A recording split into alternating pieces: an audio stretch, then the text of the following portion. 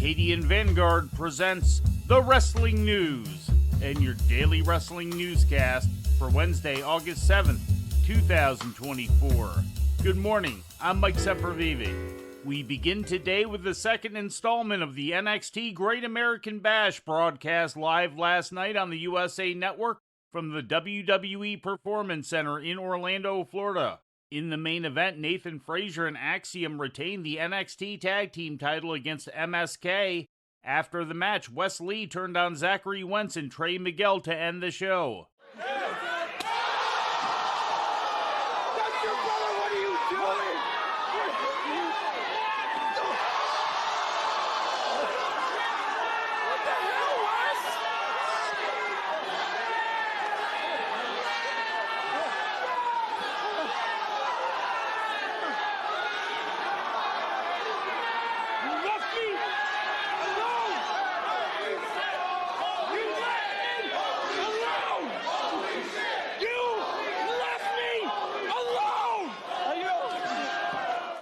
NXT champion Ethan Page defended his title, turning back the challenge of Oro Mensah.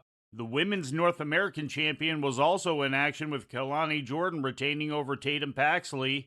In other results, Joe Hendry topped Joe Coffey, Ren Sinclair beat Kendall Gray, and Pete Dunne defeated Trick Williams. Williams attacked Dunne after the match. In more NXT news, the show will be going on the road in time for its debut on the CW network, according to an announcement yesterday from Shawn Michaels. NXT is scheduled to be broadcast live from Chicago on August 1st for its premiere on the CW, and is scheduled to be broadcast the following week from St. Louis. In ratings news, Monday Night Raw drew an audience of 1.73 million viewers to Sci-Fi, according to Dave Meltzer of the Wrestling Observer newsletter. That's up from last week's episode on Sci-Fi, which drew 1.412 million. The rating in the 18 to 49-year-old demographic was a .62, also up from last week's rating of .51. AEW Collision drew the lowest audience in the show's history last Saturday in its preempted earlier time slot, with 189,000 tuning into TNT, according to WrestleNomics. The rating in the 18 to 49-year-old demo was a .08, the second lowest in the show's history. And finally, in news out of Japan, New Japan Pro Wrestling ran Day 11 of the G1 Climax tournament yesterday from inside Tokyo's Korakuen Hall.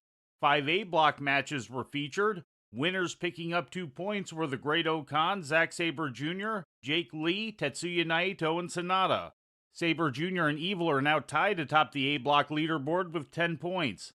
The tournament continues today inside Korakuen with 5 B-block matchups.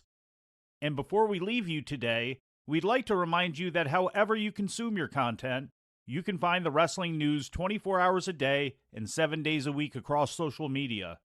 On Twitter, follow us at Wrestling News AV. Our Facebook page is also Wrestling News AV. The Wrestling News can also be found on the Arcadian Vanguard YouTube page. And for those who utilize Amazon Echo devices, just tell Alexa to play the Wrestling News podcast. And remember to make sure you add podcast at the end. Once again, for daily updates, breaking news, and more, follow the Wrestling News across social media. And that's the news for today.